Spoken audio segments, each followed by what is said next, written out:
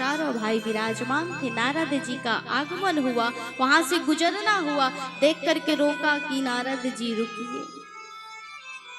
अब सोचिए ये कहाँ रहते हैं? सनकादिक ऋषि कहाँ रहते हैं? ब्रह्मा जी के पुत्र हैं और रहते कहाँ हैं?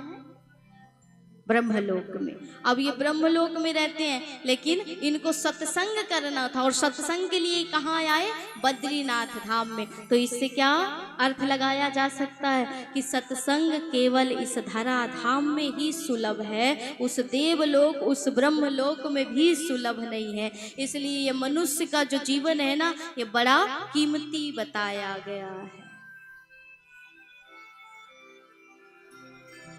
एक गीत है ना कि मनुष्य जन्म अनमोल रे, इस मिट्टी में ना रोल रे।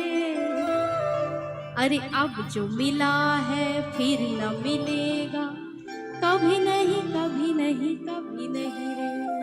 तो ये मनुष्य का जन्म बड़ा अनमोल है, ये क्या पता फिर मिले ना मिले।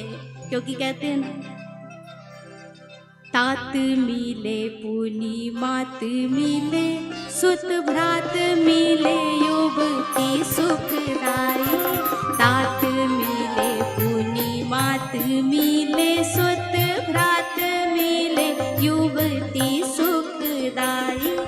राज मिले गज बाजी मिले, सब साज मिले मन वांछित पाई। लोक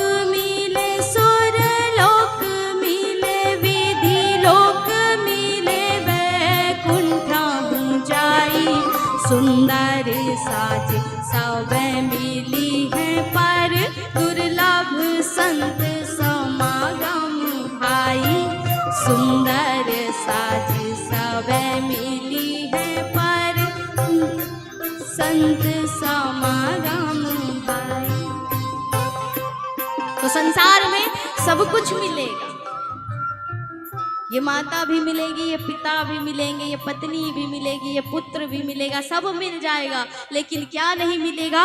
ये मनुष्य का देह शायद ना मिले। और ये मनुष्य का देह मिल भी गया महाराज, तो क्या पता ऐसे नास्तिक बन जाएं कि ये सत्संग फिर मिले ना मिले। इसलिए सब कुछ मिल जाता है, लेकिन सत्संग सिर्फ इस पृथ्वी पर ही सुलभ है, इस धरा धाम में ही सुलभ है। तो सत्संग के लिए कहां से आए हैं? सत्यलोक से, ब्रह्मलोक से उतर करके आए हैं। कहां? पृथ्वी पर। नारद जी को जाते देखा और देख करके पूछा कि महाराज कहां जा रहे हो? कहां जा रहे हो? कहां से आ रहे हो? और इतने चिंतित क्यों, इतने परेशान क्यों? क्योंकि कोई सांसारिक जीव चिंतित हो, परेशान हो तो ये बात अच्छी लगती नहीं, लेकिन नारद जैसा वैरागी यदि चिंतित है तो बात जची नहीं। इसलिए कहां से आ रहे हो, कहां को जा रहे हो? नारद जी ने प्रणाम किया और कहा, महाराज अभी तो आप मुझसे पूछ रहे हो मेरी चिंता का कारण, लेकिन बताऊंगा तो तुम भी कहोगे कि सही है तुम्हारी चिंता का कारण। तो महाराज बात ऐसी है कि मैं इस पृथ्वी को श्रेष्ठ समझ करके इस पृथ्वी में आया, लेकिन मैंने क्या देखा कि लोग इतने पाप में मगन हो गए हैं। कली का ऐसा प्रभाव हुआ है कि दिन भर में 1000 झूठ बोलते हैं, तो कहते हैं राम की इच्छा थी सो निकल गया मुंह से।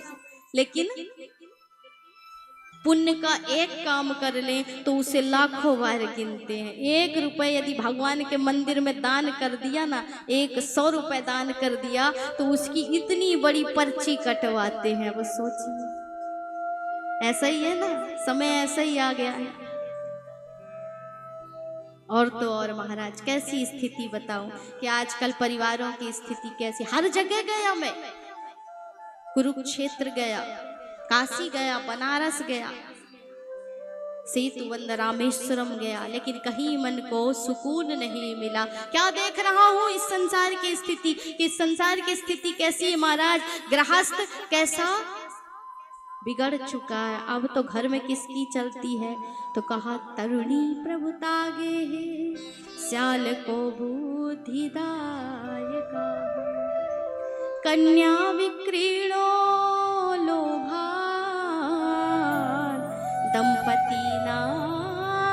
छतल कनम। घर में चलती है अब नई बहू की, और सलाह किससे लेते हैं? साले साहब से। और साले साहब से सलाह लेने पर आपको पता है ना कि महाभारत एक बार हो चुकी है। साले साहब से ही सलाह ली गई थी। शकुनी मामा साले ही थे, तो सलाह ली जाती किससे? साले जी से। और तो और महाराज, समाज की ऐसी स्थिति कि एक कन्या को बेचता है, दूसरा खरीदता है, दूसरा खरीदता है, एक बेचता है। ऐसी निकृष्टता इस समाज में फैल चुकी है। अब जिस कन्या को आपने दहेज लेकर के अपने घर में बुलाया, क्या आपने कभी सोचा, आपने कभी सोचा, विचार किया कि हमारे धर्म शास्त्र क्या कहते हैं? हमारे शास्त्रों में आया है कि जिस कन्या को आपने दहेज लेकर के अपने घर में लाया है, उनके माता पिता से दहेज लिया है, पैसे लिए, वो कन्या आपके घर में, आपके धर्म कार्य में, आपके पितरों के कार्य में आपके साथ बैठने की अधिकारी नहीं है, क्योंकि वो आपकी पत्नी, आपकी बहू नहीं, आपकी दासी के समान है। आपने धन लिया उसके माता पिता से। इसीलिए दहेज प्रथा पर रोक लगाने को कहा जाता है, क्योंकि सारी बात हमारे पुराणों में, शास्त्रों में ही बताई गई है महाराज। तो क्या ऐसा गृहस्थ जीवन चल पाएगा जिसमें एक ने बेचा और दूसरा उसे लेकर के अपने घर में आ गया? धन नहीं मिला तो उससे मारपीट करने लगे। अब खरीदी हुई वस्तु कितने दिन चल सकती है? कितने दिन चलेगी? आपने उस कन्या को धन लेकर के लिया, वो कितने दिन चलेगी? नहीं चलेगी। इसीलिए कहा ना, एक जगह बड़ी अच्छी लाइन पढ़ी थी कि उसकी सासू माँ ने कहा उस लड़की से कि क्या तू अपने संस्कार भूल गई और ससुराल में आकर के ऐसा कार्य करती? तो उस लड़की ने भी बड़ा अच्छा जवाब दिया कि जब आपने मेरे माता पिता को लिस्ट पकड़ाई थी तो उसमें संस्कार नाम की कोई वस्तु कहीं पर लिखी ही नहीं थी, फिर संस्कार की उम्मीद क्या करना? तो महाराज, जब धन लेकर के खरीदोगे उसे तो वो उसी प्रकार का असर दिखाएगी। इसीलिए पहले के समय में दहेज प्रथा का नियम नहीं था, दहेज नहीं लिया जाता था और घर में कलह नहीं होते थे। अब कलह की वजह भी यही है, धन लेकर के आई है तो कुछ तो असर दिखाएगी ना। अब लेकर के आएगी BMW तो अब असर तो दिखाएगी महाराज। आपको लेकर के आएगी 10 लाख 1 करोड़ तो असर तो होगा ही ना, कुछ अपनी रौब तो होगी ना घर में। इसलिए दहेज प्रथा अपराध है महाराज, नहीं लेना चाहिए। नारद जी स्वयं कह रहे हैं कि समाज की ऐसी स्थिति कहाँ तक वर्णन करूं?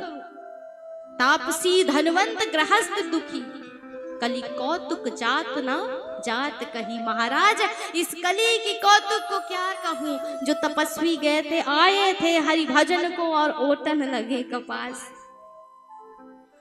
जो कहते हैं हम तपस्वी हैं, हम तपस्या करने आए हैं, संत हैं, वो उनके आज महल पर महल खड़े हैं, आश्रम पर आश्रम बन रहे हैं। और गृहस्थ की स्थिति देख लो महाराज कि दाने दाने को तरस रहा है, दाने दाने को मोहताज है। गरीबी नहीं आएगी समाज में तो क्या आएगा?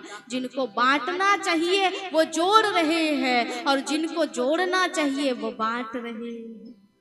तो संसार में गरीबी नहीं आएगी तो क्या होगा? ऐसी स्थिति है, क्या वर्णन करूं मैं। लेकिन जब मेरा मन चारों ओर से दुखित हो गया तो मैं सीधे पहुंचा कहाँ? वृंदावन की ओर, क्योंकि वृंदावन में अभी प्रभु ने 5000 वर्ष पहले ही लीला की थी महाराज। तो मैंने सोचा कि शायद वृंदावन की स्थिति अच्छी हो, लेकिन मैंने वहां जाकर के देखा तो क्या देखा कि एक नारी है, उसके अगल बगल 2 पुरुष मूर्छित पड़े हुए हैं, उसे कई नारियां घेर करके बैठी हैं, वो विलाप कर रही है, रो रही है। मैं उसके पास गया, उसने मुझे रुकने को कहा, मैं रुका और मैंने पूछा कि देवी तुम कौन हो? तो उसने बताया कि अहम भक्ति ऋतिख्याता, महाराज में कोई और नहीं, भगवान की वही प्रेयसी भगवान का वही स्वरूप भक्ति महारानी हूँ। ये कौन है देवी? तो ये मेरे दोनों पुत्र हैं, ज्ञान और वैराग। ये कैसी उल्टी गंगा बह रही है कि पुत्र हो गए वृद्ध, बूढ़े हो गए, और माता युवती है, जवान है। तो ये कैसे हुआ देवी? उस देवी ने मुझे बताया कि महाराज, इस संसार की क्या बात करूं, कलिकाल ने ऐसा लोगों को ग्रसित किया कि मैं इस संसार में आई, लेकिन मुझे भी कली ने पकड़ लिया और मैं तो ठीक हो गई इस वृंदावन में आकर के, लेकिन मेरे दोनों पुत्र जर्जर हो गए। तो महाराज, मैं द्रविड़ देश में उत्पन्न हुई, कर्नाटक में विकास को प्राप्त हुई, महाराष्ट्र में भी मेरा आदर किया गया, लेकिन जैसे ही मैं गुजरात आई तो मानो गुजरात के लोग मुझे मार डालेंगे, मेरे हाथ पैर तोड़ डालेंगे, क्योंकि गुजरात में पहले जो था वो बहुत पाखंड था महाराज।